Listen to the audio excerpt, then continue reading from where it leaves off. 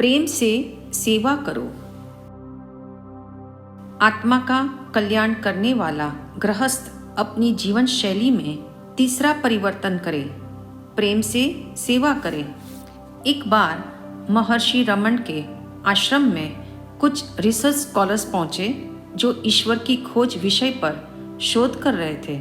उन्होंने निवेदन किया, स्वामी जी, हमने सुना है आप रोज सुबह 3 घंटे ईश्वर के साथ रहते हैं।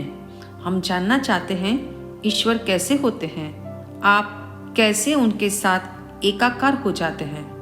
महर्षि रमन ने मुस्कुराते हुए कहा, कल सुबह 6 बजे आ जाना, मैं वहाँ ले चलूँगा जहाँ ईश्वर रहता है। सुबह सारे रिसर्च स्कॉलर महर्षि के संग 3 किलोमीटर की दूरी पर एक कुष्ठ रोगियों के आश्रम में पहुंचे। वहाँ इतनी तेज दुर्गंध थी कि पल भर खड़े रहना भी दूभर था, किंतु महर्षि रमन बड़े प्रेम से उन कुष्ठ रोगियों की सेवा में जुट गए।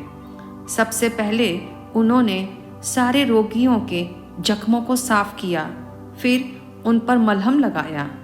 यूं उनके शरीर का समुचित उपचार किया, पश्चात आश्रम की सफाई की और अंत में खिचड़ी बनाकर अपने हाथों से उन सबको खिलाई। इस उपक्रम में उन्हें पूरे 4 घंटे लगे।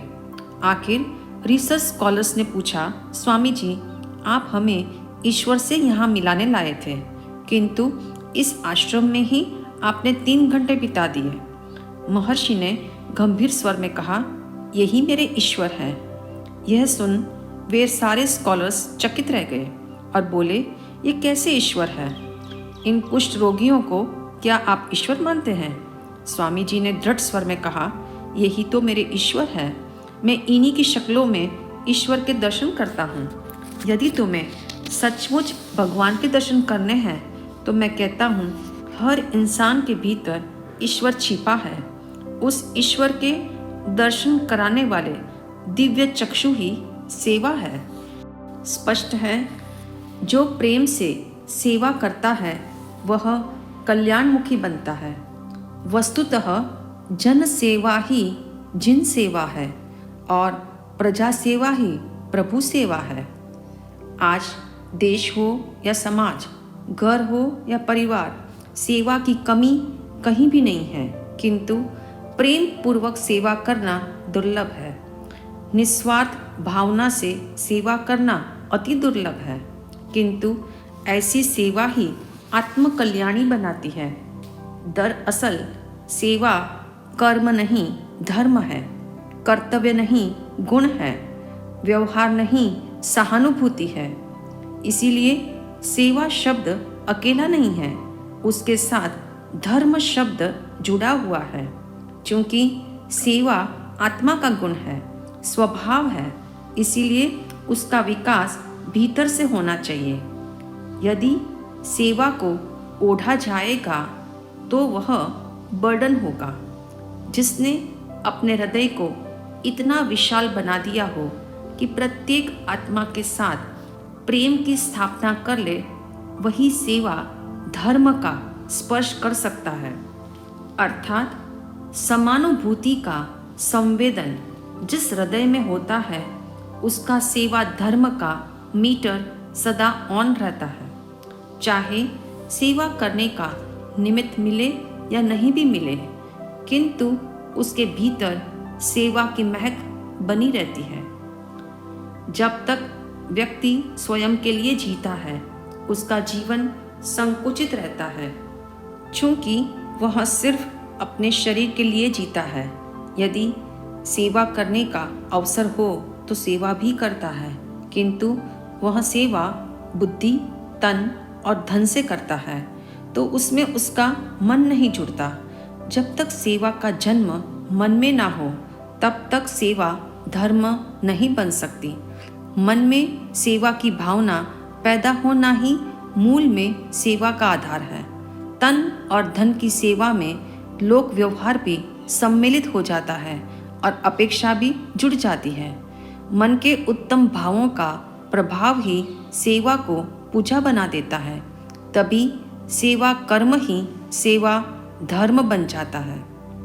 सेवा करने के पीछे अनेक दृष्टिकोण हैं। जैसे मेरे पिताजी ने दादाजी की बहुत सेवा की थी, इसलिए मुझे भी पिताजी की सेवा करनी है। इसमें अनेक बार ड्रामा भी किया जाता है, क्योंकि दिल के तार इतने झंकृत नहीं हैं। लोग मुझे गलत ना कहे, मैं असभ्य ना सिद्ध हों, ऐसा शिष्टाचार का भाव प्रबल हो करके वह सेवा औपचारिक ढंग से करता है। कुछ लोग ड्यूटी से सेवा करते हैं, वे समय देते हैं, श्रम भी करते हैं, किंतु दायित्व के घेरे में बंधकर करते हैं। जहाँ जिम्मेदारी है वहाँ सेवा का रस धीरे धीरे सूखने लगता है। फलतः दूसरों का दर्द जब दुख की संवेदना नहीं जगाता तो सेवा शुष्क हो जाती है। केवल फर्ज रह जाता है, फीलिंग खत्म हो जाती है। ऐसे में क्रिया हो रही है, किंतु सेवा ने कृत्रिमता का बाना पहन लिया है। पश्चात सेवा समय से बन जाती है, यानी घड़ी की सुई से की जाती है। ऐसी ड्यूटी बाउंड सेवा नर्स की है, जो घड़ी के साथ की जाती है। ध्यान रहे, जहाँ ड्यूटी है वहाँ भावनाएं धीरे धीरे डेड होने लगती है। कर्तव्य भाव से की जाने वाली सेवा में बोरियत है, उत्तेजना है और अपेक्षा भी है। इसी कारण कर्तव्य से किया जाने वाला सेवा कर्म भी अधिक देर तक नहीं चलता। प्राय लोग स्वार्थ से बनकर सेवा में प्रवेश करते हैं। जहाँ प्रयोजन हो वहाँ सेवा एक आयोजन है, जिसमें मन सदा माइनस ही होता रहेगा। चूंकि स्वार्थ में भय और प्रलोभन भी छिपे हुए हैं। डर ये भी है कि मैं इनकी सेवा नहीं करूंगी तो ये भी मेरी सेवा नहीं करेंगे। इसके अतिरिक्त धन एवं सम्मान पाने का लालच भी सेवा करवा देता है। सेवा का प्रारंभ जब प्रेम से हो तो वह सेवा पूजा बनती है एवं परमार्थ से जोड़ती है। एक बात निश्चित है, बिना प्रेम या आदर के सेवा की जा सकती है, किंतु सेवा हो नहीं सकती। करना और होना में फर्क है। तभी करने वाली सेवा कर्म है और होने वाली सेवा धर्म है। कहा भी है, प्रेम में सेवा हो जाती है, करनी नहीं पड़ती। इसीलिए प्रेम सेवा है, किंतु सेवा प्रेम नहीं है। प्रेम से की गई सेवा धर्म है, जो स्व पर कल्याणकारी सिद्ध होती है। भगवान महावीर ने सेवा धर्म के 3 लेवल बताए हैं। शारीरिक सेवा जो फिजिकल लेवल पर की जाती है। देह की सेवा दर्शनीय है, दूसरों का दर्द देखकर दयावश फौरन की जाती है। इसमें उपचार एवं परिचर्या द्वारा जो सेवा की जाती है उसका प्रभाव भी दूसरों पर पड़ता है। साथ ही जिसकी सेवा की जा रही है वह भी खुश हो जाता है। शारीरिक सेवा का विस्तार एवं प्रभाव सर्वाधिक होने से आजकल प्राय इसी सेवा को सेवा समझा जाता है, किंतु ये सेवा सिर्फ बाहरी धरातल की सेवा है। जैसे सिर में दर्द है तो सिर दबाना, हाथ पैर में पीड़ा है तो मालिश कर देना। ध्यान रहे, ऐसी सेवा करना भी बिल्कुल आसान नहीं है। फिजिकल सेवा भी तभी हो सकती है जब दूसरों की फिक्र हो और अपने सुख का त्याग करने का संकल्प भी हो। इस सेवा के लिए सबसे पहले शरीर की शक्ति अनिवार्य है। सेवा से मेरा शारीरिक बल क्षीण नहीं होगा, ऐसी समझ भी जरूरी है। साथ ही भीतर में शिकन पैदा ना हो, ऐसी सहन शक्ति भी आवश्यक है। संवेदनशील हृदय जुड़ जाए तो इस सेवा से फॉर्मालिटी, ड्यूटी, डर और लालच भाग जाएगा और सेवा धर्म में एंट्री हो जाएगी। इतिहास गवाह है, जिन्होंने भी प्रेम पूर्वक निस्वार्थ भाव से शारीरिक सेवा की, उन्होंने ऐसा तन बल प्राप्त किया जो केवल ज्ञान की उपलब्धि दे सके। अर्थात शारीरिक लेवल की सेवा धर्म बन जाए तो निश्चित रूप से आत्मा का कल्याण होता है। सेवा का मध्यम स्तर शाब्दिक सेवा है, अर्थात शब्दों के माध्यम से सेवा करना। इस सेवा में न श्रम का दम लगाना पड़ता है और न बलवान होने की ज़रूरत है। आज लोगों ने शाब्दिक सेवा का स्तर बिल्कुल गिरा दिया है। इसे इतना फॉर्मल और नॉर्मल बना दिया कि सेवा धर्म मानो मूर्छित हो गया हो। बनावटी और दिखावटी आवरण से ये सेवा मलिन हो गई है। सिर्फ ढंग बदलने की ज़रूरत है। आकार सही है, सिर्फ उसमें आत्मीयता और अहोभाव भरने की ज़रूरत है। आज की फास्ट लाइफ में लोग अपने मित्र एवं रिश्तेदारों के घर गेट वेल सून के इमोशन दर्शाने जाते हैं ताकि वे शीघ्र ठीक हो। उनके घर पहुंचने से पूर्व अपने मस्तिष्क में डूज और डोंट्स का चार्ट क्लियर समझ लेना। इसलिए ऐसे प्रसंग पर न केवल शुभ चिंतकों की लिस्ट बढ़ाने जाना है और न फ्रेंड सर्कल की गिनती पूरी करने जाना है, बल्कि अपने मस्तिष्क में ऐसे सुंदर और उपयोगी शब्दों के हीरे भरकर जाना जिससे उनका आत्मबल बढ़े, उनकी सहनशीलता बढ़े, उन्हें धैर्य का संबल मिले और सहानुभूति का एहसास भी हो। कहते हैं शुभ कामना के शब्द पीड़ा को शांत करते हैं। धर्म से भरे वचन की वाइब्रेशन सुरक्षा का वर्तुल बना देती है। कहना होगा शाब्दिक सेवा की फॉर्मालिटी से रियलिटी में लाना हो तो अपने शब्दों को प्रेम, निस्वार्थ और सद्भावना की स्याही में भिगो दो। गेट वेल सून के लिए जाने से पूर्व प्रेरणास्पद भजन, सहन शक्ति को बढ़ाने वाली टिप्स, महापुरुषों की जीवंत गाथा, मनोबल बढ़ाने वाली बोध कथा एवं सराहना भरे शब्द भरकर जाना।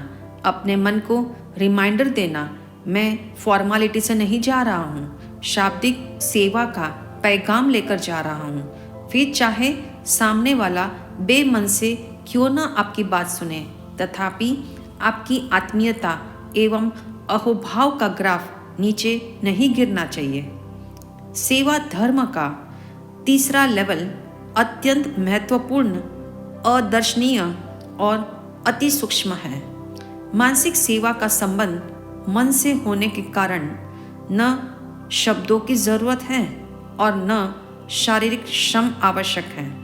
इसमें मात्र मन के स्तर पर दूसरों की सेवा करनी है। इस अप्रकट किंतु शीघ्र प्रभावी सेवा का दायरा सर्वाधिक विस्तृत है, क्योंकि मन सर्वगामी है। शरीर और शब्दों की लिमिट है, परंतु मन एक पल में संपूर्ण संसार की फेरी लगा सकता है। मज़े की बात यह है कि इसमें सेव्य का समक्ष होना या निकट होना भी ज़रूरी नहीं है। ध्यान दे, मन से सेवा करने का मतलब यह नहीं कि जिसके साथ हमारा मन जुड़ा है उसी की सेवा की जाए।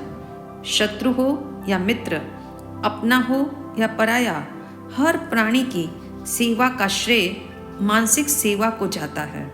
अतः सुबह शाम मन को शांत, स्थिर और कल्याणमुखी बनाकर मानसिक सेवा का संकल्प करना, जैसे संसार के सभी प्राणियों को आरोग्य मिले, एक भी जीव दुख या अशांति में न जिए, सबका मंगल हो, सबका कल्याण हो, सबको स्वस्थता मिले, सबको बोधि मिले, सबको समाधि मिले, सभी को कर्म बंधन से मुक्ति मिले, सबको मोक्ष का सुमार्ग मिले, सबका सुख अनंत बने।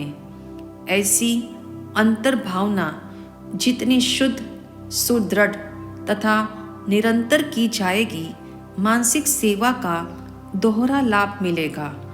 मन भी पवित्र होगा और आत्मा के कल्याण की दिशा भी प्रशस्त होगी।